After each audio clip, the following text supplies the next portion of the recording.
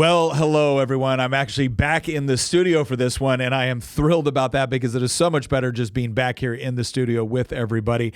Today, we're going to talk about a very important question, and that is global economic collapse on some level inevitable? And this seems ridiculous, right? This seems ridiculous, especially for those of us sitting at the table and some in our audience, because it's like, well, Nick, no. We actually are making really good progress. We're making good economic progress. A lot of people feel very, very confident with Trump at the helm that the United States economy is going to start going in a better direction. And I think it's going to start going in a better direction as well. But the bottom line is we didn't get to the conditions that we're currently experiencing overnight. This didn't happen just because of the last 4 years. We're actually talking about economic conditions and situations that are decades in the making. And it's not very reasonable to expect Trump to just come in and fix it all overnight. So what we need to do today is we're going to discuss why there actually are some pretty significant looming concerns about the global economy and how it will impact the United States. But here's the deal. While most people are talking about things like tariffs, or they're talking about things like tax policy or trade policy or regulatory policy, all of which are highly relevant to economic discussions, not enough people truly understand the role that monetary policy plays, and specifically how the US dollar impacts everything.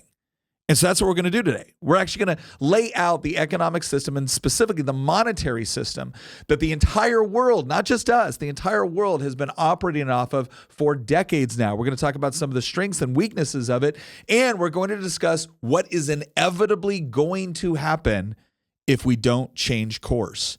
Now, the good news is we can change course. We can change course, and maybe we have an administration. We certainly have certain people being recommended for positions within the United States government that would be very, very helpful in getting us on a better track. But we're not there yet. And in order for the American people to understand what's going on and what needs to take place in order to make the proper changes, they need to understand what we're going to be talking about today. Concepts like milkshake theory, which sounds weird, but trust me, it's relevant. All of that and more coming up on this episode of Making the Argument. I am your host, Nick Freitas, member of the Virginia House of Delegates, but other than that, reasonably good guy. With me in the studio, my beautiful bride, Tina, Queen of the Bees. Yes, apparently the U.S.'s milkshakes are going to bring all the other countries to the yard. Oh my gosh. I guess it had to happen. It had to happen. Yeah. And Lagatha's here. Lagatha's here. She's knocked out right now. She's nice and cozy. And then, of course, our political prognosticator, resident historian, the Oracle of Virginia, and might I also add, pretty up to speed when it comes to monetary policy, since he's the one that put together pretty much all the research for this episode. So if you really like it, give him all of the credit. But if you don't, it's all his fault. Totally his fault. Christian, how you doing, man? I'm just super happy that we get to do this episode with you in the studio today, because this is like something that you and I like kind of geek out over. Yeah, so it's going to be a really fun conversation. No, it is. And look, I think this is one of those areas where I had studied so much about different foreign policy, economic policy, trade policy before I ever really got into trying to understand monetary policy. And that's where you realize that, man, it's all connected. It is all connected. And the dollar really is kind of the grease that keeps the global economy and machine moving. And so obviously we need to be concerned about the dollar and how it impacts international markets. You know what you also need to be concerned about is how you spend your dollars, and where you should spend your dollars is on Good Ranchers. Why should you spend it on Good Ranchers? Oh, I don't know. Protein? What do you not like steak? Do you not like poultry? Do you not like pork? Do you not like wild caught seafood? Do you just hate living and flavor and all the things that, make you healthy?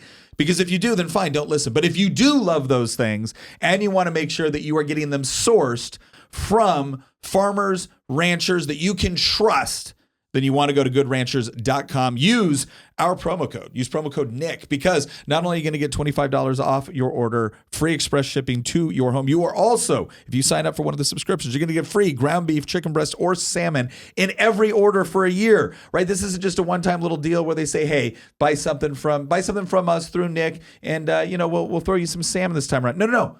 Every order that comes in on your subscription is going to get free of your choice. Ground beef, chicken, salmon. Try it out. We eat Good Ranchers almost every day in our house. We absolutely love it. Wonderful people. And it is a fantastic way to support the show.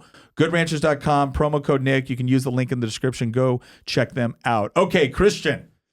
Take us away, man. Go ahead and set the stage for us on what we're going to be discussing today, because it's very complex, and we're going to try to make this easy to understand. Sure. So what we're going to talk about today is actually somewhat counterintuitive. When people think about the dollar, especially if they're like on the right, they fall into like an Austrian view of things, the Austrian School of Economics. You get a lot of people that think that the dollar is going to collapse, right? You have constant money printing. We have massive deficits, $36 trillion in debt. It's the idea that the system's unsustainable, right? And especially if my bad. My bad. Wow. I'm just glad it was you. Yeah. I was like, oh man, where's that coming from? Good. Okay, so basically, the TLDR is that the system is unsustainable. We all kind of know that intuitively. And you hear a lot of people, talking heads in the media or public figures that talk about how like, oh, the dollar's going to be printed into infinity. We're going to be wheeling around wheelbarrows full of money like it's Weimar Germany in order to buy a loaf of bread because the money's going to be worthless. It's all, it's just fiat, paper money, right? That is true insofar as, yes, the dollar is unsustainable, but not actually in the way that most people tend to think about it, including myself until fairly recently. What's actually going to happen, and we're seeing evidence of this already, is that the dollar is actually going to go up in value. We in the United States might not understand and appreciate that because from our perspective, we look around and we say, well, prices keep rising. The dollar's losing value. That is objectively true. No question about it. That is true. But when you compare it to what, and when you look at the rest of the world, the dollar is actually going to effectively force the entire world into a massive currency and sovereign debt crisis.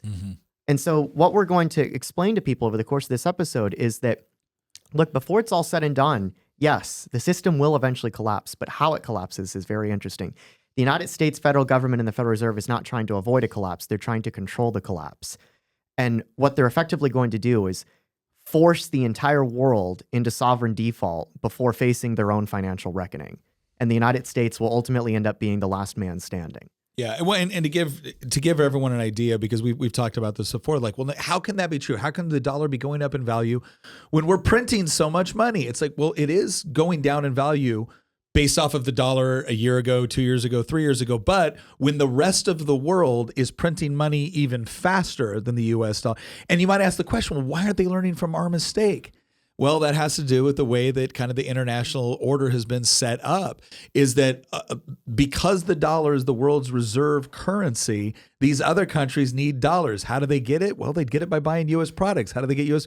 Well, they got to print their own currencies, produce stuff, sell it to us to get dollars so they can actually facilitate international trade. That sounds weird. So tell us a little bit about how the kind of the U.S. built the current financial order that we're in. Yeah, so some groundwork here, and we're going to try to blitz through this because we want to set the stage for this, but then get into the meat of the conversation. Yeah. So the TLDR in all this is that we're nearing the end of what's known as a long-term debt cycle.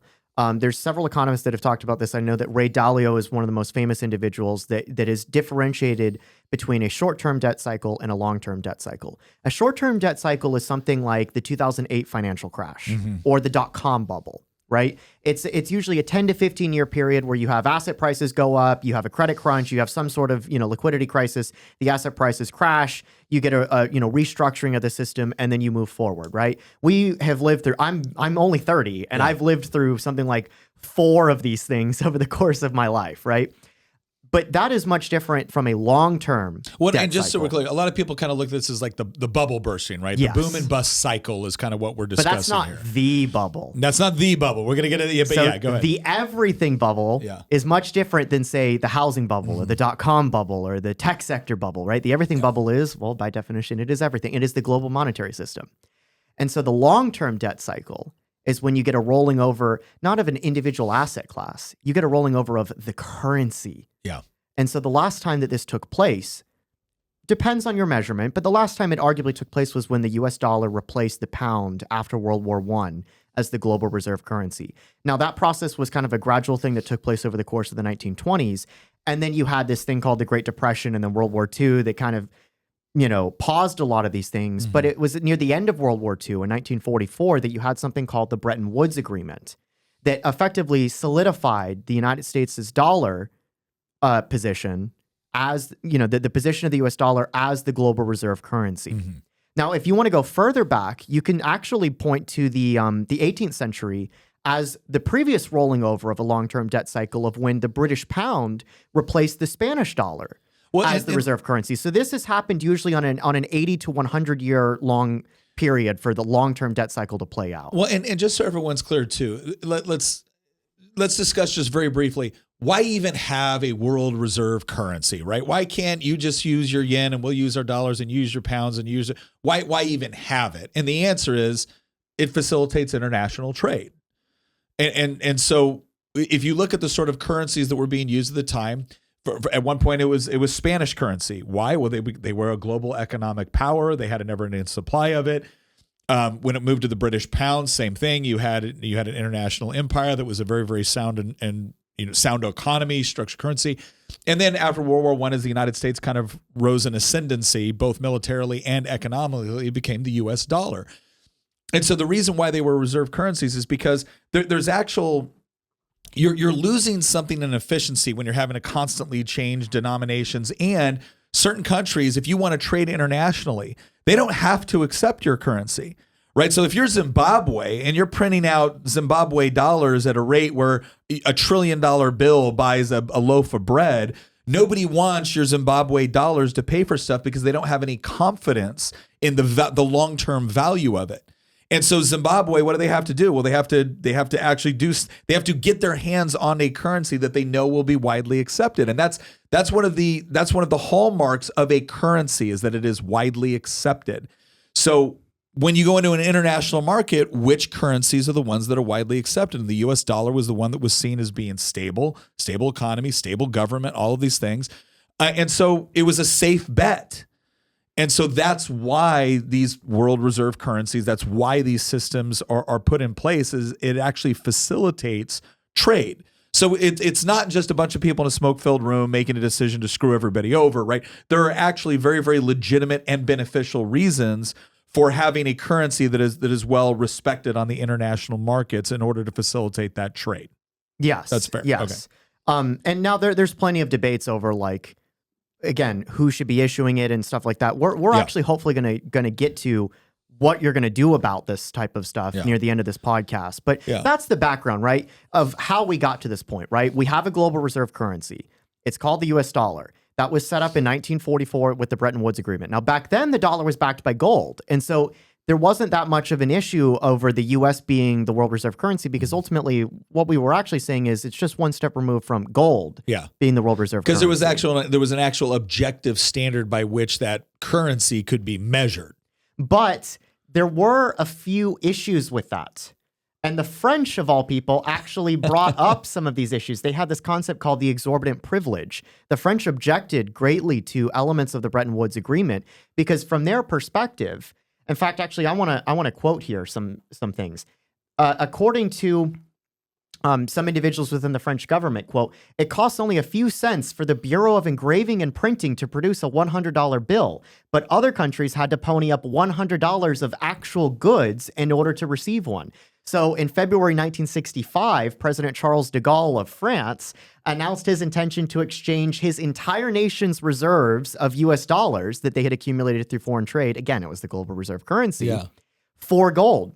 And he sent the French Navy across the Atlantic to go to New York, walk into the treasury with their US dollars and say, "Give us all of our gold, load it back onto our battleships, and we're going to sail it back to France because we want our gold," because the French did not like the fact that the US had the reserve currency. What this triggered was basically a run on the banks, and by the banks, the run on us. Yeah. And so what happened is that, well, there was a bit of another issue too. See, we had actually printed too many dollars and there wasn't actually enough gold backing it up. So we had in some ways violated the principles of the agreement. And so in 1971, Richard Nixon realized we were just weeks away from literally running out of gold because the entire rest of the world was coming and exchanging their dollars for gold because they could. So he suspended the gold standard in the US. Now, we give him a lot of flack for it, but admittedly, it ultimately wasn't his fault. It just so happened to end. It was not exclusively his fault. Yeah. He looked at it from this standpoint. we either run out of gold in 3 or 4 weeks, or we put an end to it right now and we save our dwindling gold supplies because of decisions made in the LBJ administration, the JFK administration. Can we also say too that this is another one of those things that kind of gets hidden in history, because once you get past an administration, they no longer seem to take blame for the things that they did. And the bottom line is that we had a massive restructuring of the U.S. economy that took place prior to World War II. With respect to the Great Depression, the New Deal, the way that Americans looked at their government, what their government was responsible for, changed exponentially within a relatively short period of time. And the government started taking on all of these financial obligations. And there was a never-ending, we created more financial obligations through the government, which created really, really bad standards for both fiscal and monetary policy. And so Nixon, even though I still give Nixon what I believe is his fair share of the blame of taking us off the gold standard, he did find himself in a position where it's like, well, if we stick to this, that's it. We have nothing. And then here's the question, what happens next? Yes. So now we need to ask the question of, okay, this is how we got to this point, right? What exactly kind of has reinforced this? And there's a couple things. One is the petrodollar system. Yeah. So we have agreements with the Saudis where the Saudis almost exclusively sell oil in dollars. Now, there are some exceptions that have recently happened. For example, China is now purchasing Saudi oil in their own currency. They have a unique agreement that they recently came up with, and this has actually accelerated what we call de-dollarization. But the problem is that de-dollarization is a very slow process, an extremely slow process. In fact, actually, if you want to see how slow it is, here's a chart right now that shows you global reserve currencies over time. And as you can see, in 2001, around the time of 9/11, we were over 70% of all global reserve currencies. That's why, I mean, again, the US dollar was the global reserve currency. Today, it's about 59%. Yeah. So it's dropped just over 10% over a 25, 24-year period, right? It's a very slow process for de-dollarization to happen. So I'm not saying that it's not a threat to the dollar status, but I think people sometimes over-exaggerate how quickly de-dollarization takes place. It's a very slow process. And so even though the dollar is no longer backed by gold, what this does over time is that there are mechanisms in place, such as the petrodollar system, that have reinforced the dollar's status as the global reserve currency, even though it's a purely fiat system now, right? You can't exchange it for gold or silver. Yeah. And so basically that's how we got to this current point, right? The TLDR of this segment is the dollar is used effectively everywhere in the world. In fact, there are some countries where the dollar is used more than the local currency. If you go to Argentina, people will accept, you can walk into a store in Argentina and there's a very good chance the store owner will say, oh, you have the Argentinian peso? Get out. I don't accept that. Only give me dollars. Well, and to keep in mind, this is another thing too that people need to understand about currency. A lot of countries that have gotten in trouble, one of the ways that they've tried to fix their inflationary problems or their currency problems is they've tied their currency to the US dollar. Now, again, the reason why this was more secure because when it was gold, and this we get into the sound money discussion, but so everyone understands the reason why it was more secure when it was tied to gold is because there was an objective standard. There was something that was tangible, that this is commodities, right? There was a commodity, gold, that everyone accepted. Gold had always been used as currency for centuries. It had always been accepted. It was objective. There was something that could be tied to the dollar. And what that did was it prevented the governments from printing too many dollars, right? Because it was tied to gold. Well, when all of a sudden you had governments that were printing too many dollars, and the French and other countries rightfully said, well, wait a second, if this is going to be tied to gold and you're not actually doing that because you're funding all of this additional spending, we want our gold then. Because that dollar says I can retrieve gold for this dollar. So, okay, give me all my gold. Again, Nixon finds him in a bad position, moves to a fiat currency. Now what we just said was, no, it's not gold anymore. It's the full faith and credit of the United States government. Okay. Like, I think you know what? Turns out at least over a few decades, that actually does mean something. No, because we got a bunch of guys with machine guns. Again, it's not that it's worthless, but the question is okay, what's the value now? Because when we talk about fiat, we're just basically saying by edict, we declare it to be so. Now, if you have a government, if you have a system that is very powerful militarily, very powerful economically, and reasonably stable, you can get away with it. You can get away with it for a certain period of time. The problem is is the incentive structure that's been created with a fiat currency, especially with politicians who like to get reelected, is spend more money without taxing and without borrowing. And so we have seen over time how the drastic increase in the money supply, how all these things, because again, when you have a fiat currency, if you are run by angels, a fiat currency can work. We're not run by angels. Well, it also goes back to I believe it was Milton Friedman that said, don't pay attention to taxes, pay attention to spending, because ultimately every budget is balanced. Yes.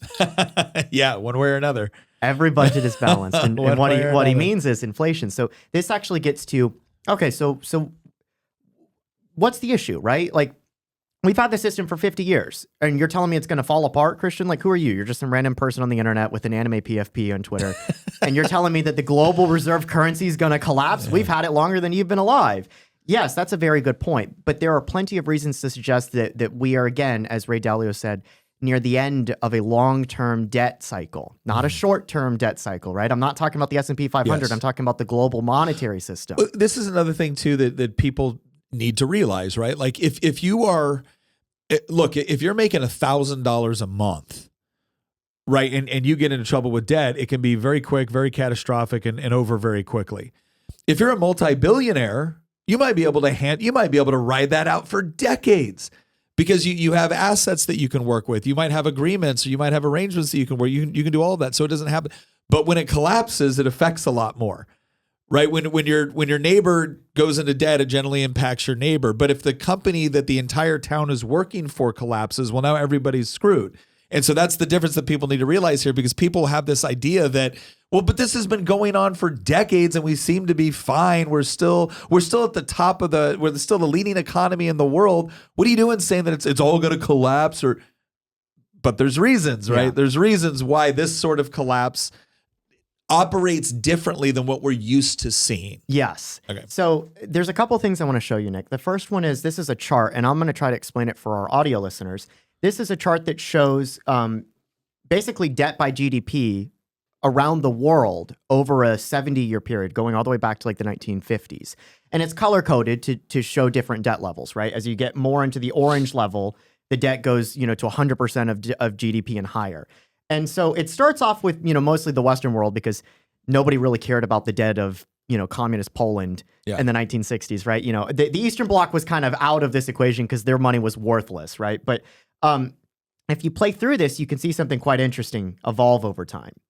As the rest of the world goes through the 60s and 70s and 80s and 90s until finally today, you see these colors shift from dark green to light green to this teal blue, and then you see orange starting to pop up all over the place, like in the US and Argentina and the United Kingdom and Italy, and you start seeing higher numbers in France and Spain, and then look at Japan over here, right? Yeah, 205%. It's actually even higher than that now. I believe it's because of the exchange rate between the dollar and the yen, which we'll get to later today.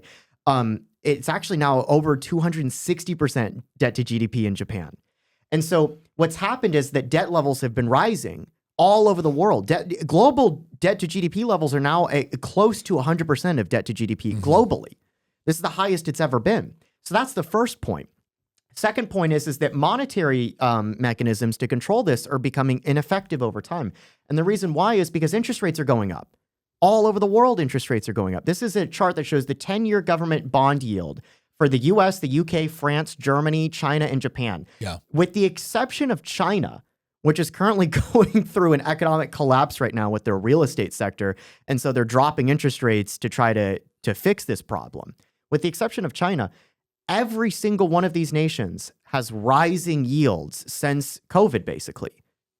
And so this is one of these many mechanisms that central banks historically have used to control crises within the monetary system, right? You have the system blows up, short-term debt cycle, right? You drop interest rates and you print money. Well, what happens when you drop them so much that you now have negative yields like they had in Japan for something like 30 years? Well, you can't drop them any more than zero. They tried. Yeah. They actually tried to have negative interest rates at one point. Pay you to take money. Yeah. And again, that does not end well, as you'll see soon. So that's another issue, right? You have global debt levels are higher than ever before. Interest rates are higher. Well, What does that mean? If global debt levels are higher than ever before, and if interest rates are higher, that means you're paying more for interest than ever before. Well, then where are you getting the money to pay the interest on the debt that you already have? You have to take out more debt. Well, then where are you getting the money to pay that? You have to take out more debt. Eventually you get to a point of who's loaning you the money? Yeah. Well, theoretically, the bond market. Well, what happens if the bond market wants more interest? Again, who's loaning you more money? Eventually, it ends in only one of two ways. Either you cut spending, which is politically impossible in most of these nations because their governments will get voted out of office, or you print money. Yeah. Now, most people look at all of this and they say, okay, Christian, that makes sense. But that doesn't explain how the system ends in anything other than, well, the dollar's going to implode, right? You know, the dollar's going to collapse in value because we're going to print money. We'll be like Weimar Germany or Zimbabwe or Argentina or Venezuela, right? We're going to be going over to our Chick-fil-A's, you know, with wheelbarrows in our trunks because our money's going to be worthless. Well, compared to what? Yeah. Right? This is the part where, again, understanding the international component of this. Why did the dollar become the world's reserve currency? To facilitate greater international trade. Now, again, remember something. International trade is a good thing. It is not a bad thing. I'm getting really frustrated by hearing certain people, no, international trade is not a bad thing in and of itself. There are very bad international trade deals, right? And Trump's trying to fix a lot of that. But international trade in and of itself is a good thing. However, currency is also traded like commodities, like bread, like soybeans, like oil. Currency is also traded. And to your point, this is one of those areas where your currency could be in bad shape, but if it's in the best shape compared to every other currency, okay, maybe it's doing all right. The problem is that there's artificial reasons why the U.S. currency is better, and it has pretty drastic implications, which is what we're about to get to. Well, before we get to that, can I ask a question from the chat? Loyal to Law says, question, is BRICS the response to slow de-dollarization and trying to change the U.S. dollar as the global currency? Yes, it's a direct challenge to the dollar status as the global reserve currency. But as this chart that I showed earlier illustrates, this is a chart that, and I'm going to explain this for the audio listeners as well. This shows reserve currencies around the world by different currencies, right? U.S. dollar, euro, Australian dollars, you know, the Chinese RMB. This shows going all the way back to 1995, the share of global reserve currencies. And for our audio listeners, the U.S. it peaked in 2001 at over 70%. Now, fast forward to today, 24 years later, it has dropped, but it's only dropped to 59%. And can we say this as well, because this needs to be understood. There was this push that took a very, very long time to just drop it by another like 11% or so. Okay, but if you look at the condition that the euro is in, the Australian dollars are in, the Canadian dollars in, the Japanese yen, pound sterling, Chinese, they're not in good shape. All of them are in worse off shape. And so this idea that they're going to continue to grow in prominence doesn't really make sense. The other thing that needs to be understood about BRICS, so again, as an American, obviously I want the U.S. currency to be strong and valuable and everything else. However, BRICS actually had a good idea. The BRICS system was based off of, we want a gold-based currency that can essentially compete with the dollar in international trade. The fact that they wanted to actually tie it to a commodity means that they were actually looking for sound currency. They were actually looking for sound monetary policy. The problem is what are the countries involved in BRICS? Brazil, South Africa, or not in order, Brazil, South Africa, China, Russia, and India. Not exactly stable, thriving, China high trust society. China is about to go through one of the biggest economic collapses we've seen in 200 years. India is actually probably doing better than any of the other countries mentioned, in the fact that they're actually trying to they're trying to institute more free market and have the ability to kind of pick up on some of the trade that China is going to be losing as they go through their difficulties. Russia's obviously in a lot of trouble right now for a wide array of reasons. South Africa is very close to just being a failed state at this point. And then Brazil is run by a socialist who is inevitably going to continue to make really, really bad decisions for the Brazilian economy. And so even though these countries actually had a fairly decent idea that said that, look, we need an international currency based off of sound monetary policy rather than just the arbitrary whims of the United States government or the Federal Reserve, they're the worst possible countries you could have picked to try to do it. Yeah. And that's kind of where we're at with BRICS. I would not want Vladimir Putin to be my counterparty signature on any sort of like gold-backed currency. Again, it goes back to trust, Or right? Lula. Like Yeah. there's no guarantee that any of these countries would actually honor any sort of agreement because they just don't have they don't have any sort of credibility in terms of their regimes. South Africa currently has bands of gangs going around murdering white farmers and confiscating their property. I just don't know that they got the juice to make a competing currency. But it is to your point though, Tina, it is true that there are attempts to de-dollarize, and that will continue. Yeah. But again, even though the demand will drop, the supply is going to drop much faster. And so this gets into answering the broader question that people would probably have, which is, okay, Christian, you have explained why the system is relatively unstable, right? How we got to this point, why it's continued, but also why it's unstable. Well, doesn't that mean that the dollar is going to just implode, right? It's going to be we're going to have a sovereign debt crisis at home and the dollar is going to become worthless. Yes, but first, I've got a couple things that I want to show you to illustrate where we're going with this. Because again, it's it's unbelievably counterintuitive to the way that you would think things would work. And here's what I mean. This chart right here shows the M2 money supply over time, right? So this is a combination of multiple different ways for you to measure quote unquote money supply. This is kind of like the broad-based one to look at. Now, since 1971, when we dropped the gold standard, to 2020, before COVID, I'm using this on purpose as an example because COVID's a unique period. The money supply went up roughly, I did the math before we did this podcast. The money supply went up roughly 22x. Now, I looked at the inflation rate in the United States from 1971 to 2020. The inflation rate went up about 5x. Yeah, and that's very counterintuitive. Shouldn't the inflation rate have gone up 22x just like the money supply went up 22x? I mean, there's a lot of people that would say, hey, I've been to the grocery store. It's gone up more than, price of eggs or price of milk or no, milk has price fixing, but there's other items that they feel like, hey, this is more than 20% even. Yeah. Yes. So you are totally right. In fact, we've done podcasts where we talked about they manipulate the way that they measure inflation. I was actually right about to bring that up because, there's a really good chance. It's arguably even worse. But again, when we look at the overall numbers, it seems like the money supply has gone up significantly higher than the overall rates of inflation. And there's something wrong with that. Something doesn't add up to it. Yes. What is it? Now, part of it is the way they've chosen to calculate inflation has adjusted. Like, so for instance, it used to be using hamburger meat instead of using steak. Yes, they used to, the category of what they considered like items expanded broadly. So everyone here knows that there's a massive difference between filet mignon, right, and hamburger 70% lean hamburger beef, right? And we used to have a far more granulated way that we made those distinctions. And then they said, oh no, the category's beef. Okay, then you're not accurately modeling inflation, right? So that is part of the explanation, but it's not all of the explanation. Yes. So it's probably gone up more than 5x, but I guarantee you it hasn't gone up 22x. No. So what gives? Well, the US is exporting inflation to the rest of the world. And here's how they're doing it. They're doing it through actually, hang on, before I explain how they're doing it, let me just illustrate that it is happening. That it is happening here. So this is a chart that shows the inflation rate between multiple different countries in 2022. Now, it's kind of hard to see because it's it's super large, but if you just zoom explain what we're looking at. If you look at for audio listeners, if you look at the euro area, this is again 2022.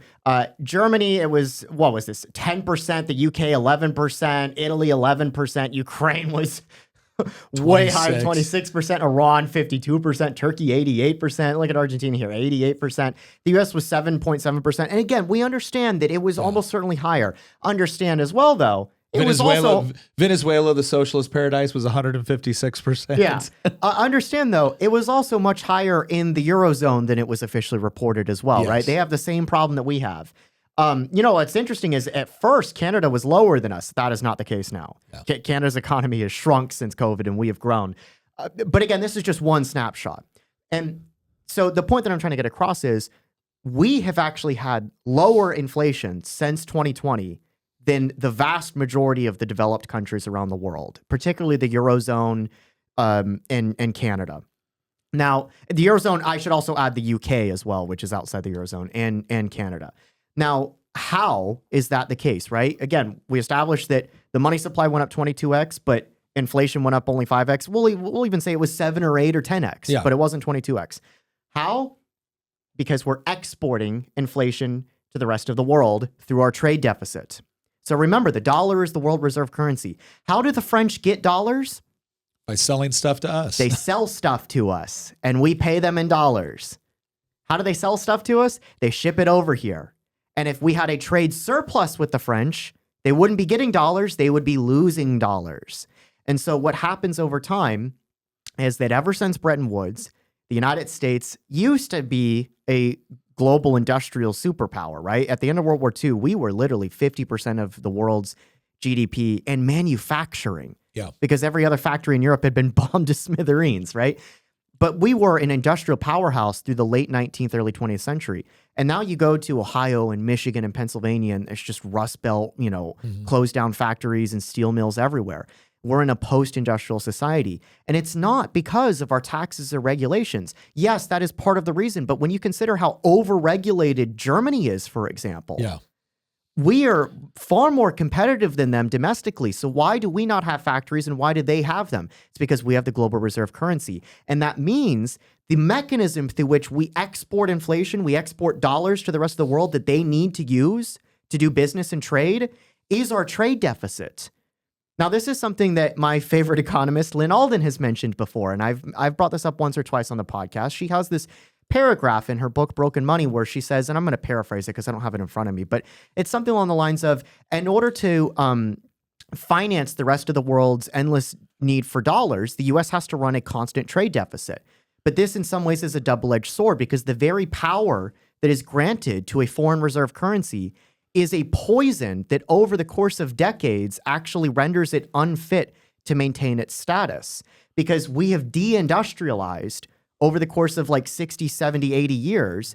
And the reason we've deindustrialized again is because this is the mechanism through which we funnel money into the rest of the world. They ship us goods, we pay them dollars. They use those dollars to build up their currency reserves that they can then use for any sort of financial transaction between themselves, even if we're not involved in it. In fact, fun fact, a majority of the dollars in existence are not in the US. They're in the rest of the world. The rest of the world does more transactions in dollars than we do in our own country.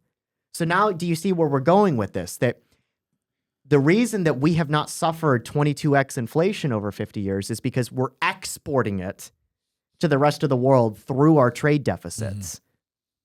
So when we say, 40% of the dollars in circulation have been printed in the last 3 years, if that was all being circulated within the United States, our inflation would be through the roof.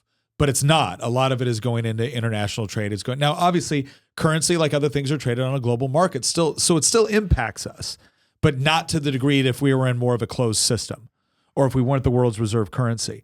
Now, again, what makes this different? Because when I said at the very beginning, we talk about tax policy, regulatory policy, all of these things, labor policy, all of these things impact the United States economy and have impacted the manufacturing sector.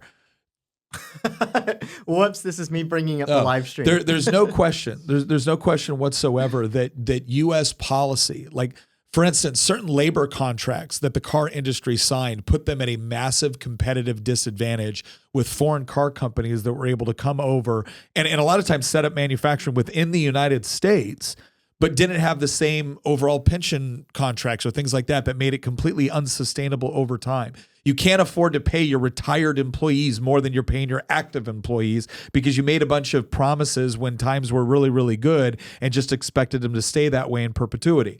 Right. So all of that factors in. But the idea that we've created this incentivized structure through reserve currency policy to essentially suck in resources from everybody else in exchange for dollars also has put our own manufacturing at something at a competitive disadvantage on global trade. We've got a question. Can I ask it? Darth Amalgamation says, question, with Trump wanting the U.S. not to run at a trade deficit, is that going to affect things in a way that would be bad for the U.S.? And I think we're actually about to get into that. Yeah, we are. So that question is going to be answered by kind of what we jump into next, because the other thing to keep in mind is that none of this is as simple as, oh, just do this, right? Because everything that you do, again, there's no solutions. There's only trade-offs. There's only trade-offs. And the other thing that needs to be recognized is that there is no trade-off that doesn't equal pain, right? You cannot build so much upon a faulty monetary system and then expect to be able to just grow your way out of it or do anything. There's going to be pain in that process. But if you can get through the pain and you can get to sound monetary policy, you can actually experience incredible growth and sustained growth, because now it's not based off of currency manipulation. It's based off of like actual productivity. Okay, one more question before you move on to that next section is from Teddy with an M4. What is our national debt in comparison to other nations' debt? What would happen if we called in those debts? So we're actually kind of gonna get to this a little bit. The U.S. is actually in a much better position compared to most other economies in the world. Now, some countries have a lower debt to GDP ratio than us, but understand that in most cases, we're growing faster than them. Yeah. So you have to look at it. So the U.S. is the largest economy, and we have the largest national debt. We don't have the largest debt to GDP ratio. That's the Japanese. That's the Japanese. They're over 200%. So to kind of put this in smaller terms, right? Like if you're, if you're making $100,000 a year and you have $50,000 in debt, you're still in better shape than the guy making $1,000 a year with $200 in debt, right? Because even though you've got a lot more debt than the guy that's only got, however much, you're much bigger, you're much more productive, you're growing faster. And you can invest that $50,000 at a higher rate than the guy who's only making $1,000 a year or whatever. You can handle more debt. There's a reason why people are willing to give wealthy people with a lot of assets more money to invest, right? They're willing to give you a larger percentage of debt. They can go out and get loans in a way that a poor person can't. And so the United States has benefited from both being the world's largest economy and being the world's reserve currency when it comes to people loaning us money. But once your debt to GDP ratio starts to go over the 100% mark, people start to get a little bit concerned about your overall monetary and fiscal policy. So the United States, we don't have the highest GDP to debt, but we did recently cross over the 100% threshold, which is usually considered kind of a marker of, okay, this isn't good. But compared to other countries, the thing that ends up saving us is our economy is so massive and our growth is very high. Like the EU, you have a lot of countries in the EU that have a lower debt to GDP ratio than the United States. None of them have the growth of the United States. And this is where the dollar milkshake theory comes into play. Here we go. To answer this question. Yeah, so, Christian's going to bring all the milk. His milkshake's going to bring all the debt. No, Tina, because I don't have a milkshake. But it's going to bring all the currency to the yard. There we go. So basically what's going to happen is we're going to suck up the world's liquidity. Yeah. I've got it. Again, to answer this question. We're going to suck? We're going to suck. No, stop. This is my episode, Tina. You're not going to ruin it with your vulgar language. Okay, so I've got an analogy to explain why the typical theory that the dollar is going to collapse and we're going to have Weimar in the U.S. and that's going to be the end of the story is not going to play out the way that most people think about it. Right? Because again, we've talked about global debts are rising, interest rates are rising, the US is over leveraged. We have 30, what is it? In fact, actually, I've got the debt clock here. Let's just look at it right now. Let's see where it is live. Here we go. $36.4 trillion in debt right now. Yeah. And by the time, this podcast goes up, maybe it'll be, maybe we'll tack on another, 100 billion or whatever, right? But point is that the system is unsustainable and people think the dollar is going to collapse. Actually, the dollar is going to rise in value. And that is what's going to trigger the collapse. It's not going to be the dollar becoming worthless. It's going to be the dollar becoming too expensive, which again is very counterintuitive if you're an American because you think the dollar's dropping all the time. Here's the analogy. I've got this thing written up, and I'm just going to read it. So understand, this is just an analogy, right? I'm not saying this is how the system works. But suppose the Fed prints $100,000 and gives it to a homeowner. Now, again, I know that this isn't how the Fed functions. Just humor me for a second. That homeowner renovates his house and can now sell it for $150,000 more than it was worth before. Because the price of one house on the block rose by $150,000, the rest of the homes on the block can now command an asking price that's $10,000 higher than they were before. So what happened is that $100,000 in freshly printed cash has magically turned in to $250,000 in new wealth being created, right? You have 10 homes times $10,000 each, plus the added $150,000 for the renovated home. That equals $250K. But remember though, for every buyer, there's a seller. And one man's credit is another man's asset. By printing $100,000, the Fed has actually increased asset prices and debts by $250,000 each. Those are debts that would not have existed before the money had been printed. This essentially explains why we are heading for a liquidity crisis, because the Fed quite literally cannot print enough money fast enough to keep up with the global debt.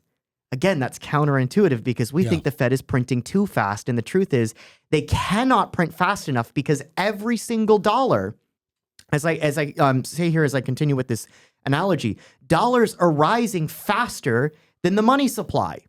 And they'll continue to outpace the money supply until the system collapses, because even if the Fed printed another $250,000 to make up for the debt that came from that one renovated house, that money would then simply fuel the creation of more credit, thus forcing even more money printing to cover for it, which again would fuel even more credit. The cycle continues until the Fed stops printing money, and then people realize how few dollars there genuinely are to cover all of the existing debts.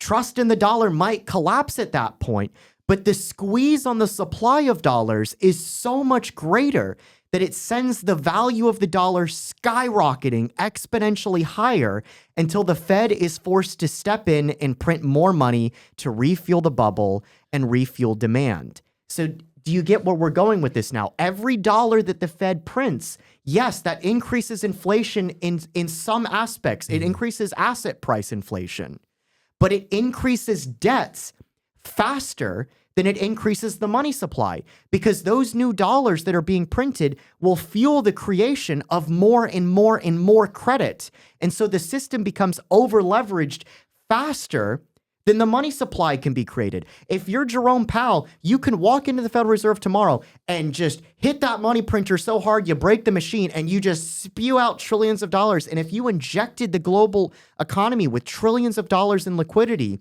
you would not be able to solve the problem, because those trillions of dollars in extra liquidity, yes, it would send inflation through the roof in asset classes, right? Your eggs might be worth a ton of money, but the credit would be going up faster than the freshly printed money. So on one hand, you do get inflation in asset prices, but on another hand, you get the risk of a deflationary credit crunch growing higher and higher and higher, because the debt burdens grow for every new dollar that you print to finance the previous debts that were created, the previous credit that was created.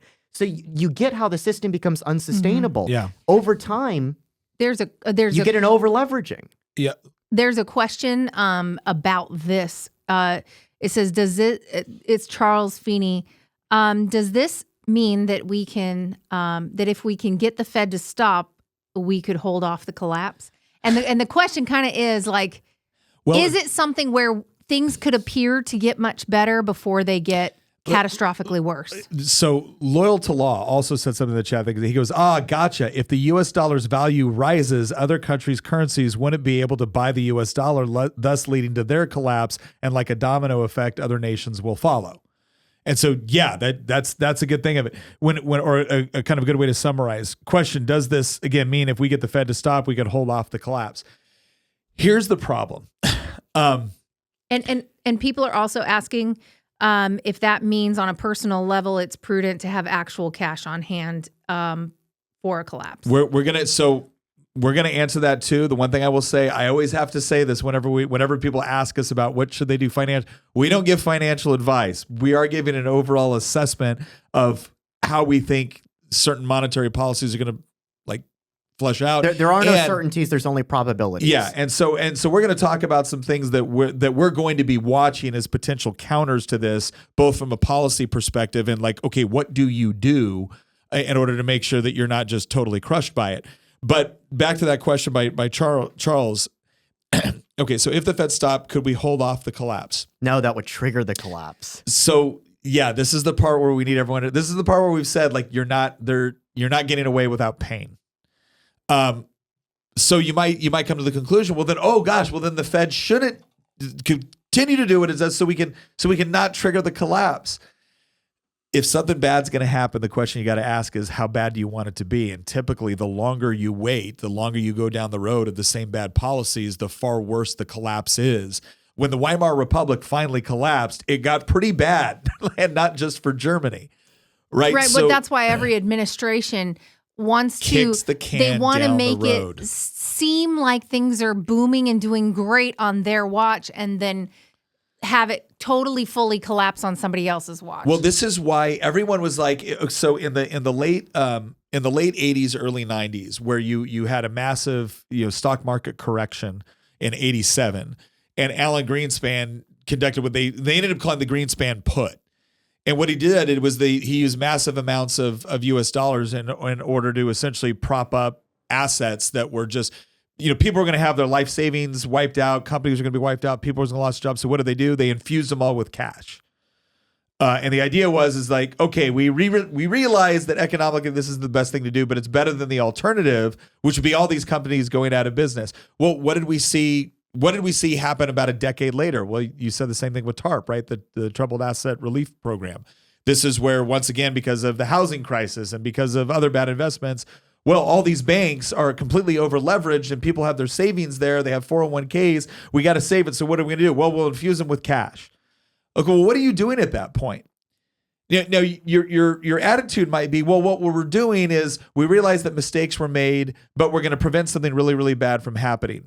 Okay, but you're also creating a whole new incentive structure, which is to say I can continue to engage in high risk, high reward scenarios that I wouldn't typically engage in if I knew it was going to mean my company was going to go out of business and I was going to be on the street. I can continue to do that because if I'm big enough, I'm not allowed to fail because the U.S. government will come in and prop me up.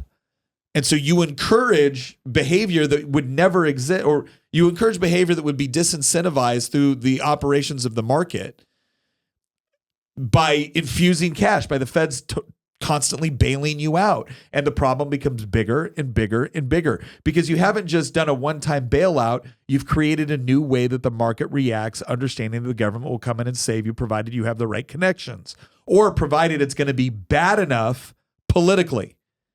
Because you tell me, who wants to be the elected official which oversees the collapse? Who wants to be the elected official that says, you know what? I know this is going to be some pain, but we have to do it so that we can correct. We got to take our medicine so that we can get better and grow the way we should be growing instead of growing the way that we have been growing. Nobody wants to be Herbert Hoover. No, Herbert Hoover didn't even do it right? What I mean by that is nobody wants to be the man that causes a Great Depression. Yes. Well, and not only that, but politicians learned something from Herbert Hoover. Politicians learned something. Calvin Coolidge, because they try to blame Calvin Coolidge now. We've got several more. Don't we have more segments? And I still have to go through the Okay, dollar all right, milkshake. I'll do this real quick because people need to understand, why do politicians keep making bad decisions? The Great Depression was not caused exclusively by the markets. What happened was we had a temporary turnaround that had largely corrected within a year. And then the government massively intervened because they wanted to be seen as doing something. FDR ran against Hoover on, we're going to stop doing everything Hoover did. Then when he got into office, he doubled down on everything Hoover did and got reelected and is now considered a hero in American history, despite the fact that he prolonged a temporary economic downturn for over a decade. And politicians learned a very, very valuable lesson. If you are perceived as spending money on their behalf or doing something, you will be forgiven 1,000 mistakes. You know what you won't be forgiven? The appearance of inaction in the midst of crisis, or getting blamed for, or the crisis starting on your watch and you getting blamed for it. You will not be forgiven by the voting public for that. So this is why we need a monarchy. But all right, back to the outline. Maybe one day we'll debate that in more detail. But I just had to throw that in there. Yeah. But so here's the deal. I think you guys get where we're going with this. Yes. The dollar is actually going to go up in value because there's going to be a shortage of dollars because there's a liquidity crisis because there's too much debt. Yeah. And there's not enough dollars to fuel the debt. And any time that the Federal Reserve tries to print dollars to fuel that debt bubble, what they're actually doing is they're just creating an even larger debt bubble, which then creates an even greater shortage on dollars. So this is where the dollar milkshake theory comes into play. And I want to go through this actually a little bit in detail here because this is incredibly important. So I'm going to read this off. Despite Ray Dalio's opinions on the dollar, others are not sure this will play out. One of them is Brent Johnson, who first introduced the dollar milkshake theory and pushes back on the thought that the U.S. has reached its zenith as a world superpower. You may not have seen the U.S. dollar reach a 20-year high in 2022, according to the DIX index, or the Dixie index. So the dollar strength is not in question. Or sorry, you may have seen that this happened. Yeah. And I'll show the charts to illustrate this. In fact, there's a lot of shocking data that we're about to go through soon. Brent Johnson argues that at some point, debt is going to matter. Central banks have done a remarkable job of kicking the can down the road via quantitative easing, bailouts, PPP loans, and stimulus checks. But eventually, you have to pay the piper. Nearly every central bank has followed the same playbook and flooded its economies with liquidity, meaning the currency debasement that's impacted the dollar is nothing unique. To that point, inflation has been a global phenomenon this past year or so, not just an American one. And so this is where things are important.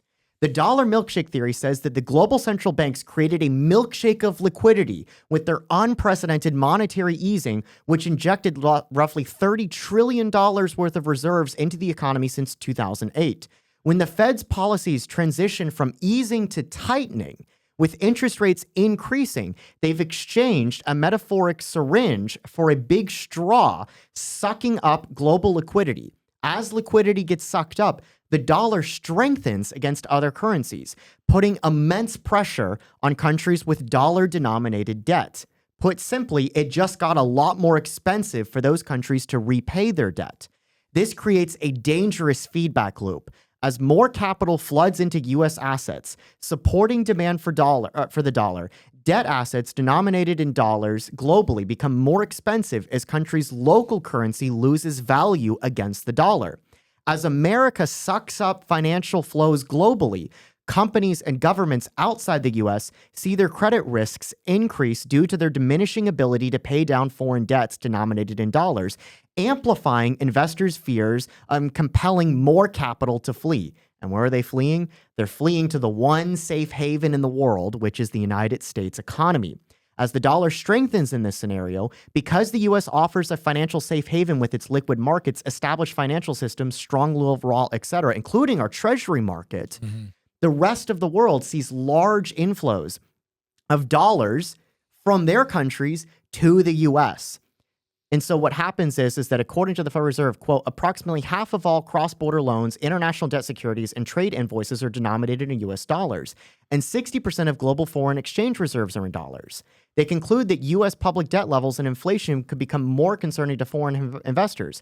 However, no currency replicates the characteristics of the U.S. dollar as a store of value, which is, it sounds counterintuitive to us. The dollar is not a store of value. To the rest of the world, it is. It is.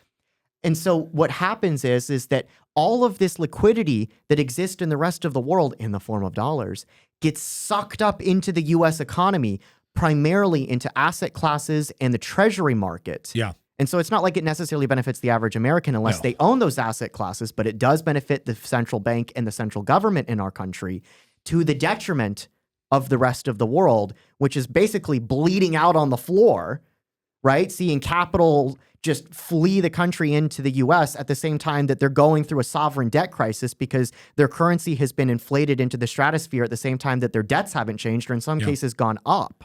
And so you get how this is a doomsday scenario for the rest of the world. Yeah, it's a death loop. So basically what we can say is no matter how bad the United States might be doing, by comparison, they will be doing it. It is almost baked into the system that the U.S. has to do better than everybody else.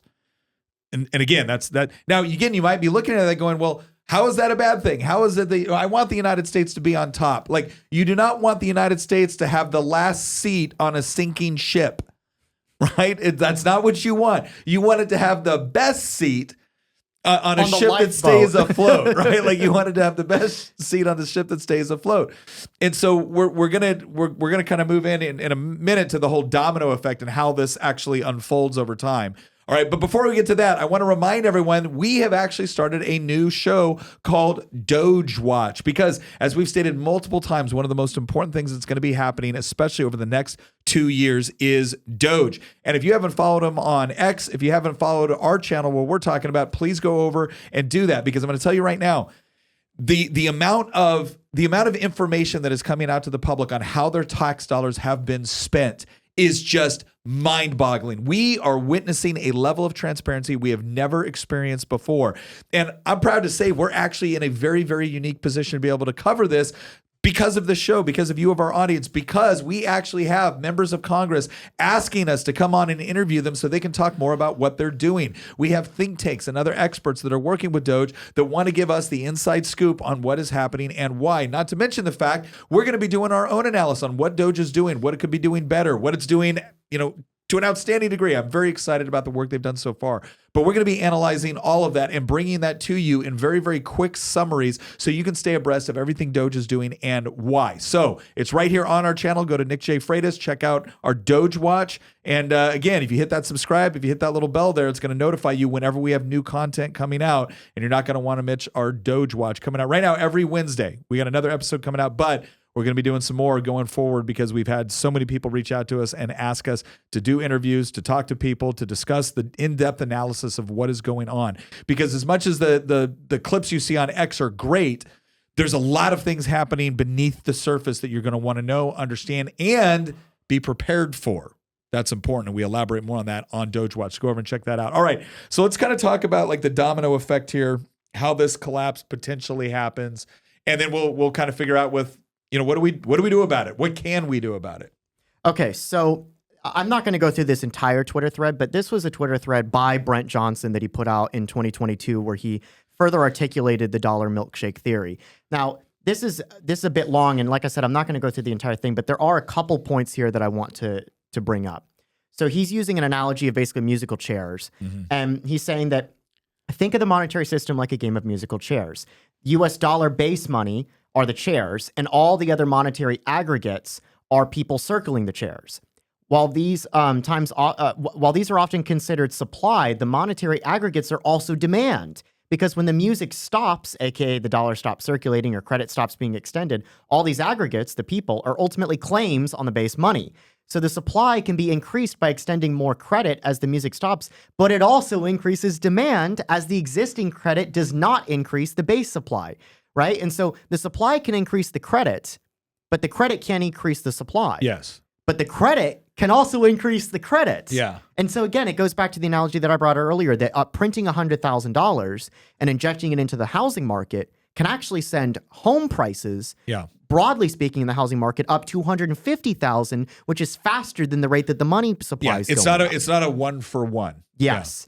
Yeah. And so how does this end? Well, eventually, what happens when you do this for so long, my analogy or his analogy with the chairs, right? What happens when you do this for so long that now the supply is only $1 million, say, but the demand is $100 trillion. Yeah. Well, eventually you get so over leveraged that even if just one person walks in and wants the dollars in exchange for their credit, there's just not enough there because there might be one other person there bidding with him. And then suddenly the whole system collapses because people realize, oh, there's not enough resources to meet the demand when I want to exchange this back. The printing that is required to meet the demand is actually creating the increased value, which is creating more demand, and it's a death cycle. It's a death cycle. And so like when people say, well, why can't we just keep the bubble going forever? The reason for it is because even if we did everything we possibly could to keep this going forever, a day would come, and it has come before, where, again, the analogy being all the homeowners, right? Well, what happens when a day comes when 2 homeowners sell, right? Rather than just one. And then they go in and they see, oh, there's not enough dollars for me to actually get paid for the home that I just sold in. Well, now my home's not worth $200 trillion. My home's worth $2 because there's literally not enough money. Yeah. Remember, because the money supply can't keep up with the growth in demand. And so that is what will ultimately collapse the whole system, even if we tried to keep the everything bubble going forever. And so I know that this is sometimes difficult to wrap your head around, but the first question that I've seen people ask before is, okay, you've articulated why we're in this dangerous situation, but why can't we just run the money printer forever and just fuel the bubble forever? That's the reason, because a day will come organically. Yeah. Right? Not forced by a government. We're just people in the marketplace want to exchange their credit for something, and they realize that something doesn't actually exist. Yeah. People, again, the money is not ultimately what the signifier of wealth is. It's the actual products and services that you want. And you can't just print more money and create wealth. You actually have to have the products and services against it. So if this is all true, right? Because now the next logical question that people might ask is, okay, Christian, but what makes, again, you're just an anime PFP on Twitter. Brent Johnson, never heard of him before. Yeah. What on earth makes this guy credible, or what makes me believe anything that you're having to say? Well, there's a few actual data points that you can look at to suggest or to indicate whether or not the dollar milkshake theory is true. The first one is the Dixie, the DXY. This is, again, an index that tracks the value of the dollar relative to other major global currencies. The euro, the pound, the yen, the Chinese RMB, et cetera, right? So this is the value going all the way back to the 1980s. Now, you can see something incredible that happened in the 80s here. Back in 1985, where the dollar just became so unbelievably expensive that you had something called the Plaza Accord, where we devalued the dollar, right? Because look at what happened here. And then you had another peak right after, right when the dot-com bubble was imploding. But then you see it drops, right? And then you have, 2008 where it rises a little bit, but then it drops again. And finally, it bottoms out here right before the 2008 crash. And since then, have you noticed that it keeps going higher and higher and higher and higher and higher? And currently, it's sitting at about 108.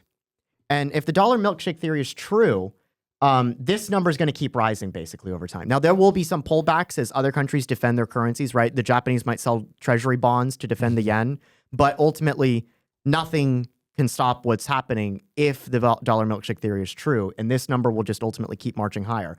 And if you want proof that it's going to keep marching higher, let's compare the dollar to other currencies around the world. So here is the dollar compared to the Turkish lira. Yeah, up That's 2,300%. If you're Turkish and you're watching this, you might want to look away for a minute. Yeah. The dollar's gone up 2,300% over the last about 20 years or so. Yeah. That's what we call hyperinflation in Turkey. Here's the dollar compared to the Argentinian peso, where it's up 17,000. And this is also part of the reason why Argentina actually just tied their currency to the dollar as kind of a quick fix to deal with hyperinflation. And it's working, right? That and a number of other policies that Javier Milei has put into place are actually working. Yeah. This is up almost 18,000%. Yeah. But you know what? These are weak economies that have had, horrible governments that don't understand economics. Decades upon decades of problems. They're kind of like emerging markets. And so it makes sense that these countries will be rolling over. But what about, the developed world, right? What about our peers around the world? Well, here's the dollar compared to the Australian dollar. Yeah, up 20%. And you know what's really fascinating about this chart?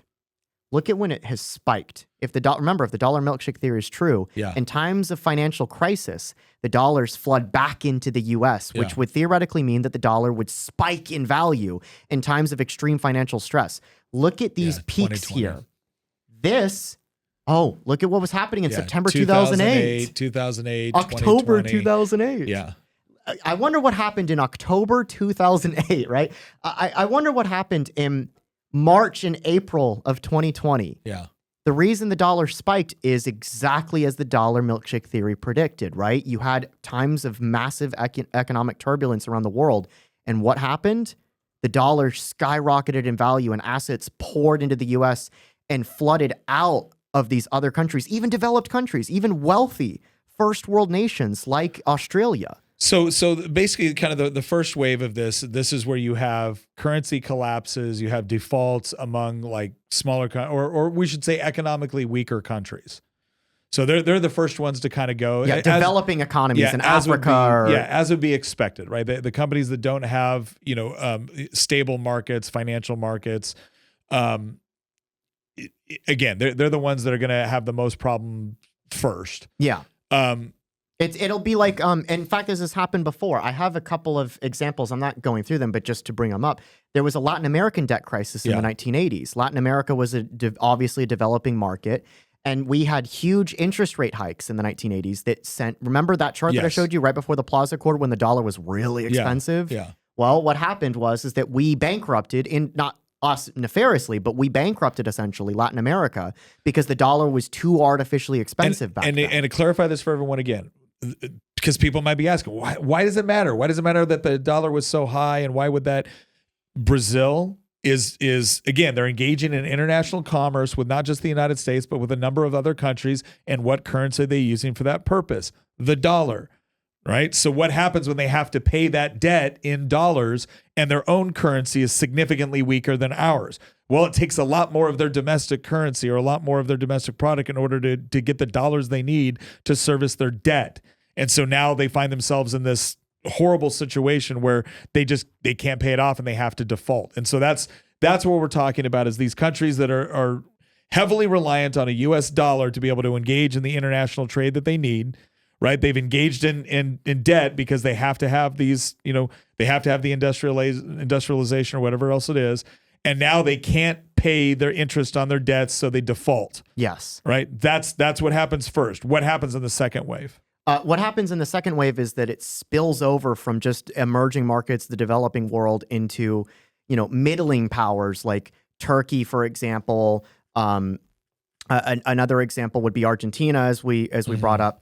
But then eventually it spills over into the developed world. Yeah. Australia, first world nation, the UK, the Eurozone, Japan. Because we also got to remember that a lot of the countries that are actually providing the loans to these other countries are Australia, Japan, etc. And they also use the dollar.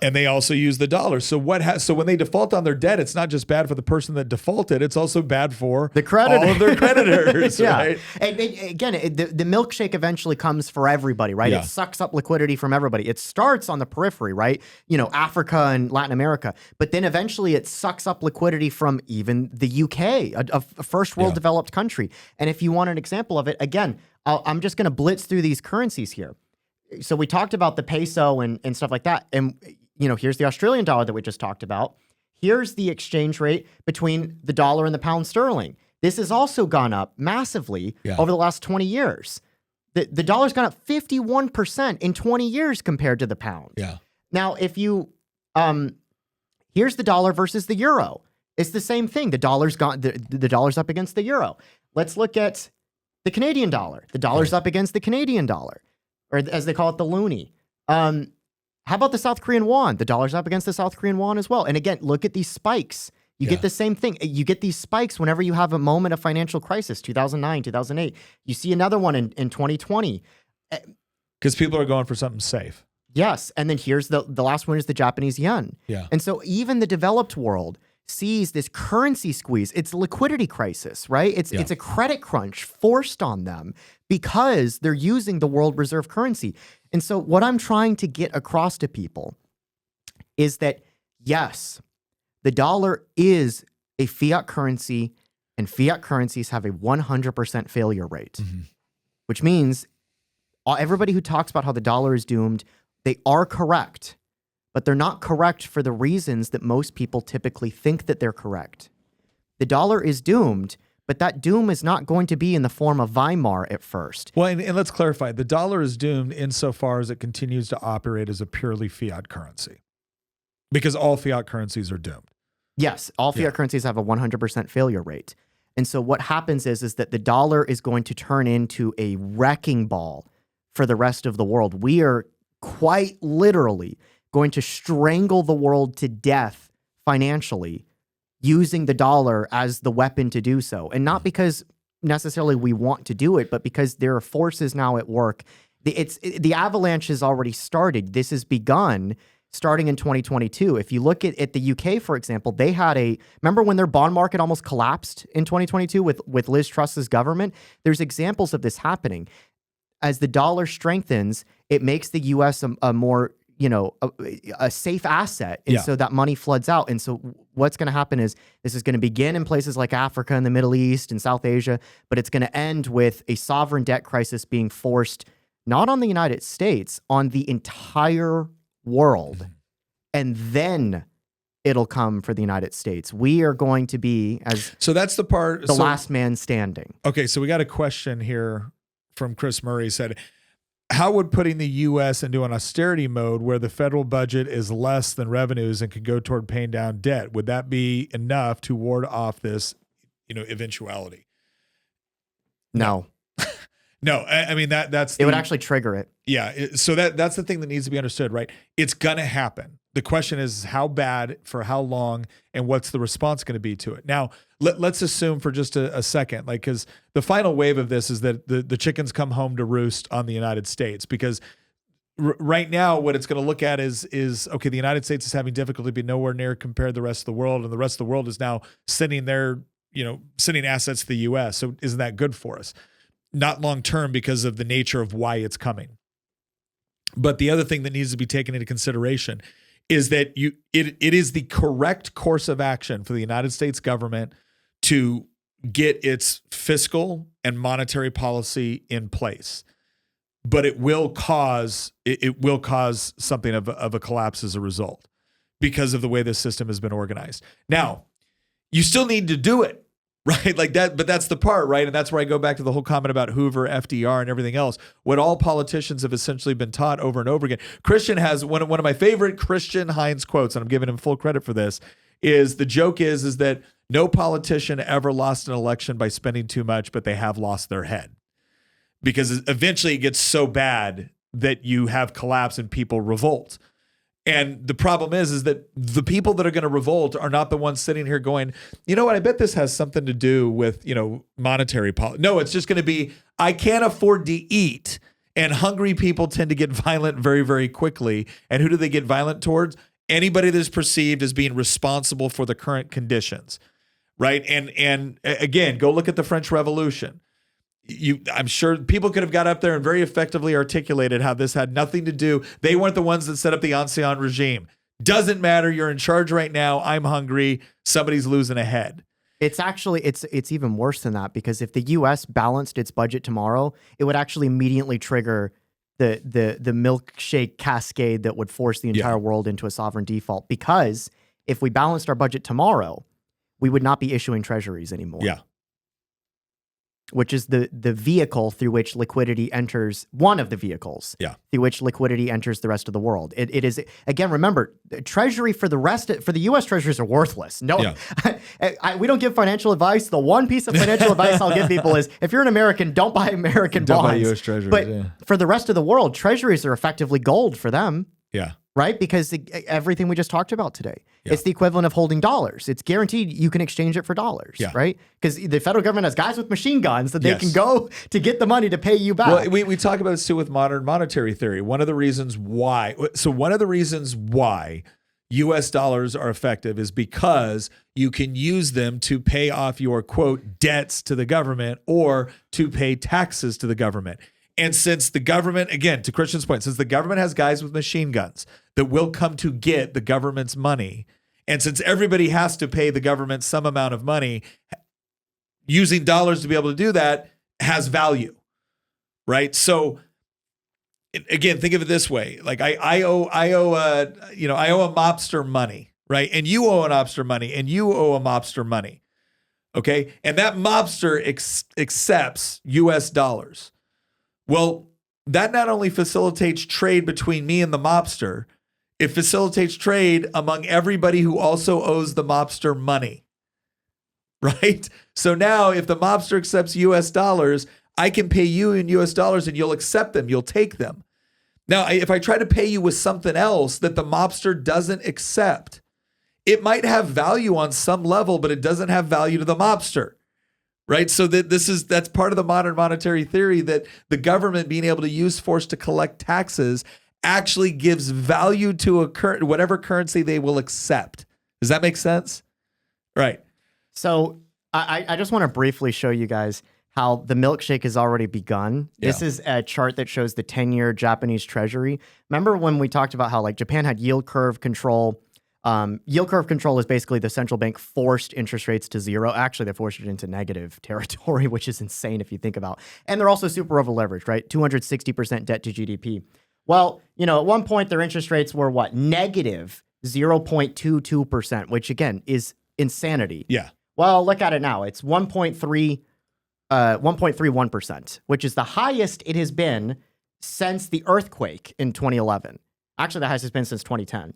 And this yield keeps rising faster and faster and faster. When this yield gets to something like 2 to 2.5% on the 10-year Japanese bond, the system will implode in Japan. Japan will be the Bank of Japan will be forced into a lose-lose situation where they will either have to resume yield curve control to drive down those interest rates to save the government from literal bankruptcy. Yeah.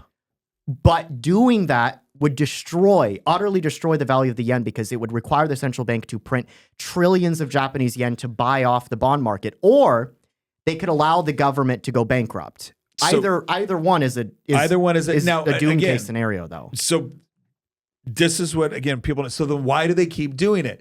Because no government wants their people to rise up with pitchforks and start killing them, right? That's why they keep kicking this can down the road, hoping that it'll be someone else's problem. What we're all saying right here is that we're getting closer and closer to the point where the problem cannot be avoided. And now it's just a question of, how are you going to deal with it? Can you deal with it in such a way that actually prevents large-scale civil war, total economic collapse, right? And what would it look like to actually do this? So let's kind of wrap up by discussing, regardless of what's we're doomed. So what are we going to do? what needs to be done? Because there's certain things that the U.S. government can do to somewhat not mitigate bad things from happening, but at least one of the most important things you can do whenever there's a crisis is to properly identify what caused the crisis, so that when you get through it, you don't repeat the same mistakes. And there's a tremendous value and opportunity in that. And that's what we need people to see. We need people to think more long-term on, yeah, there's going to be pain. You got to have it. Anybody that's promising you can get through this without pain is lying to you and will inevitably cause you even greater pain. So what do we need to do to take our medicine and then grow and then produce in the way that we need to? What do we need to do that from a large scale puzzle? And then in the meantime, for those of us that would like to mitigate the pain that we will inevitably feel as a result of this, what are some good things to be looking out for?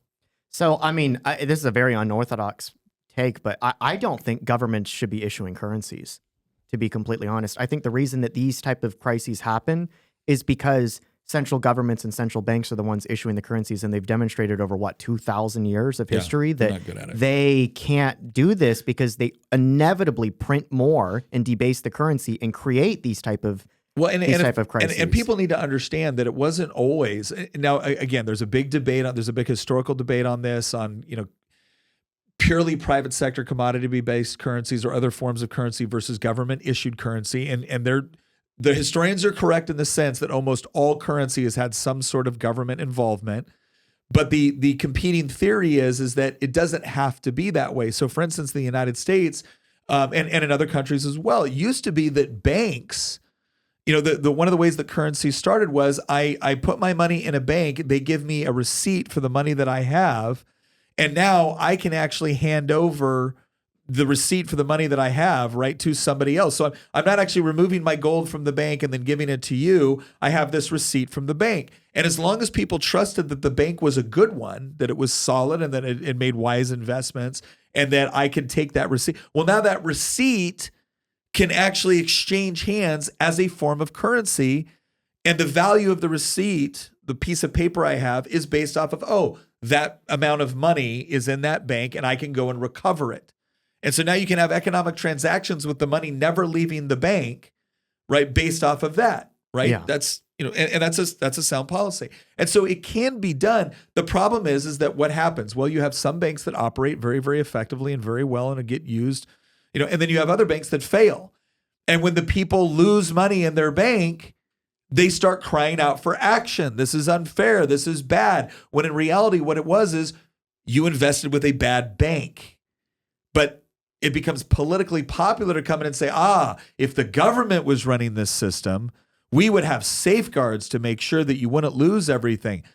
And that sounds incredibly enticing. Okay, so now look, we can both acknowledge that regardless of what we think, how we think currency should be run, we are nowhere near getting to the point where the government has no role in managing currency. So again, big policy wise, give us a few things that you would like to see big policy wise that are going to cause some pain in the short term, but actually lead to a much sounder and fundamental system going forward. Like the pain in the short term is there's nothing we can do about it at this point. It is, I believe that the milkshake cascade has already begun in many of these countries, and what this is going to result in is the U.S. being the last man standing before we stare down our own financial, Gotterdammerung, as the Germans would say, right? Yeah. But I think that what this is going to do is actually put us in such a strong position relative to the rest of the world that we kind of get to decide what replaces the dollar.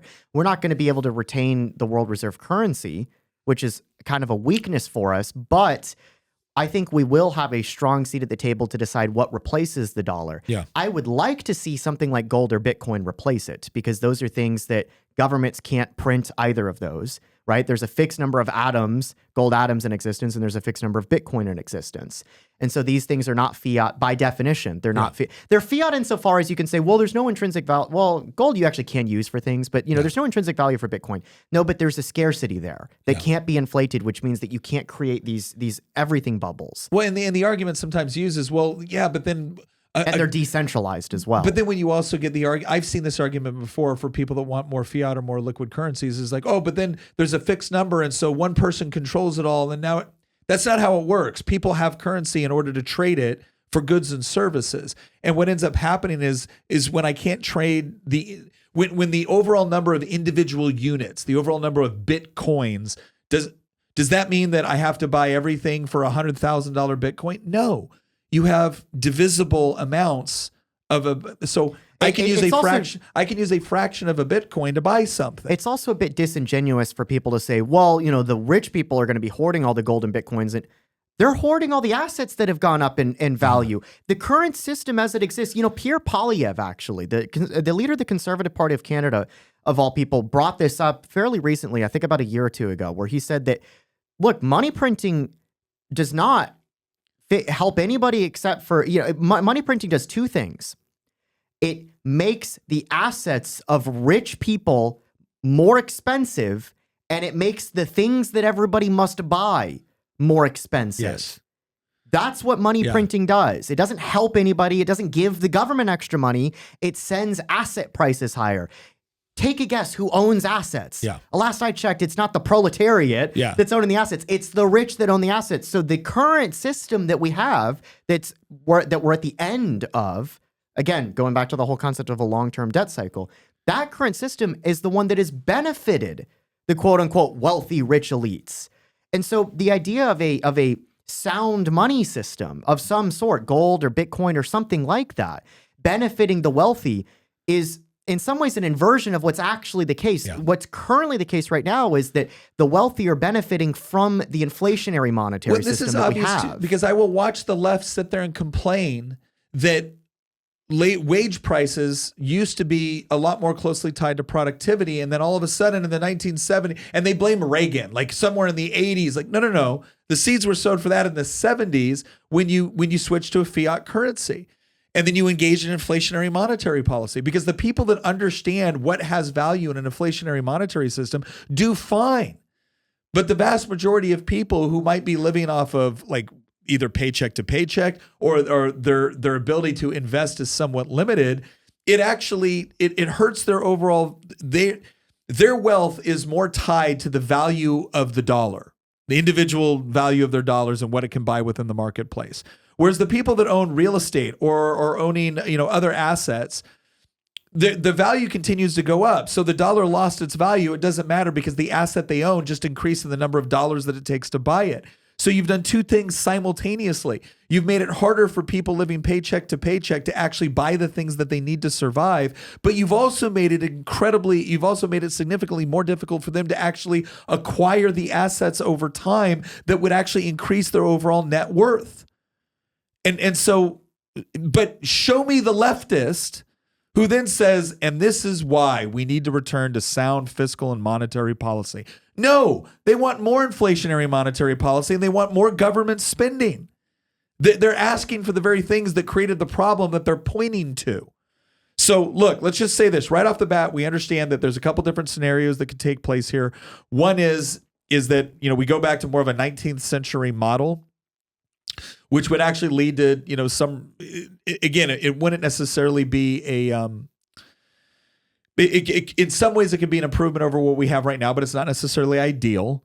Another path is people could scream for security and they just want the government to create, these central bank digital currencies where now you have like this 1984 scenario, right? Where the government is essentially can control and manipulate every single one of your transactions, can monitor and manipulate every single one of your transactions. Not to mention, if you think debanking is bad now, wait until, all of your currency is essentially digital, controlled by the government, right? And then what's the best scenario we could hope for? I think the best scenario is some sort of soft landing, which is incredibly unlikely. Yeah. And you see a gradual transition, again, to a non-fiat, non-state controlled currency that just restarts this whole mess all over again. Again, the two examples that I keep thinking of is gold and Bitcoin. Now, it doesn't have to be, I'm not saying it has to be gold or Bitcoin. Sure. Right? I'm trying to say something like that. The principle of it being some sort of commodity-backed currency that cannot be inflated or manipulated by a central bank, right? Yeah. And so that is the ideal situation. The nightmare situation is you get a CBDC. Yeah. That's 1984, right? But I mean, in fact, actually, I have a list of three ways that I think this could end. The first one is you get a multipolar monetary system around the world, right? So you have competing currency systems. So you might have like a BRICS coin, or you might have Bitcoin operating somewhere. The dollar might still competition within the currency markets instead. Yes, the dollar might still exist, but it won't be the reserve currency. It'll just be like an American currency. That'd be a scenario where we would not come out great when it's all said and done, but we would still be at least marginally better than the rest of the world, because again, they would go through a sovereign debt crisis before we do. Yeah. Don't get me wrong, we would still go through one though. Yeah. So that's the first option. I think there's actually a high chance of likelihood that will take place, where you have competing currency blocks rather than a single reserve currency. Sure. I think the next possibility is a CBDC, that's the 1984 scenario. Yeah, you do not want that. Central bank digital currency. Yeah, you do not want the central bank or governments directly controlling your bank account, like that, and how much money you have in there. That would be a disaster. Now, the third option is, again, it's a return to sound money of some sort. Now, that would be a good way for this all to end, for the long-term debt cycle to come to an end. But the way that happens could be again, it could be a soft landing, it could be a hard landing, we could just crash. What I think is most likely to happen is, this is not going to happen overnight, right? For example, the Japanese bond market that I showed earlier, like if you go far enough back, this has been going on since like 2020. So it's been 5 years to get to this point where they went from negative interest to now 1.3%. It could be another 5 years before they get to a threshold where it actually breaks the system. So the point that I'm trying to get across is, this is not going to happen overnight. I think this is going to happen over the course of maybe a decade or so. Yeah. And so it's what happens within that decade, not what happens within a day or two, that'll determine the fate of the system. Yeah, how the voting public in general kind of determines what happened, why it happened, and what they ask for in the end. So what would you say that people can do kind of like on an individual level? So from a government standpoint, what we would love to see is get your fiscal and monetary house in order, understand that there's going to be some pain, prepare people for the pain. That's one of the best things the Trump administration has done so far is they've been very open and honest about this is what we're doing, this is why we're doing it. Right. And so I do believe that this administration actually has a certain degree of capital, political capital, that they can expend if we're willing to be honest about what actually needs to take place. And again, if you can show someone a brighter future, right, they're willing to go through some pain in order to get there, but they've got to believe it's actually feasible and that it's gonna manifest. But in the meantime, too, people also want to know, like, okay, if bad times are coming, right, or if there's going to be some difficulty, how do you navigate that? So give us that real quickly, and then we'll kind of close up. Basically, the way that you navigate this is you start putting your assets in things like land or energy or commodities. Mm-hmm. You could throw in like gold or Bitcoin if you want, but like again, things that would weather a financial storm in the form of a sovereign debt crisis, a currency crisis. If you think the dollar is going to go up in value, drag down the entire global financial system until eventually it comes for the United States, the way that you protect that wealth is you put that wealth in something that can't be inflated away or can't be squeezed out of existence because there's a constant demand for it. There's always going to be a demand for energy. There's always going to be a demand for real estate. Yeah. And nobody can print gold or Bitcoin. So like those are the type of asset classes that at least I'm personally looking to invest in. I don't want to put my money in bonds or dollars. If I was in Brazil, maybe I'd put my money in dollars in the short term, right? But like, I'm looking to not necessarily guess ahead of time what's the new system because I don't know. I don't know if it's going to be gold or Bitcoin or something like that. But I do know that there's certain asset classes that regardless of the environment, there's always going to be a demand for those things. Well, and I think you got to look at it this way. There are certain things that have inherent worth, and they have inherent worth based off of supply and demand. They have inherent worth based off of their utility within the marketplace. And right now what we have is a lot of things that we use, little units of measurement to assess wealth that are based off of something that's far more artificial or far more based off of government edict, and that is fiat currencies. And so what all of us need to, I think, be looking at, whether it's from a high-level policy perspective or whether it's an individual perspective, we need to start assessing value and assessing worth based off of things that have inherent value, not just value because the government says it does. Now, obviously, in the meantime, you're still going to have to pay your taxes, right? You're still going to have to engage in trade and all of that. But again, I would say one of the things that you do is you look to, when Christian talks about things like, real estate. We're not making more land, right? All the land that's been made is pretty much been made. There's some volcanic activity going on, but other than that, what we got is outside of the Dutch and Singapore. Yeah. What we got is what we got, right? And then there's other things. There's other assets that have inherent value because they produce something of value for you, for your family, for the marketplace in general. And so all of those things will continue to do so. But the bottom line is we've known for a while now that we've printed way too much currency. And again, our privileged position in the world as holding the world's reserve currency will ensure that other countries suffer far worse and far faster than we do. But that doesn't mean that we're actually going to be in better shape in the long run unless we start to recognize that the actual system put in place is a part of the problem.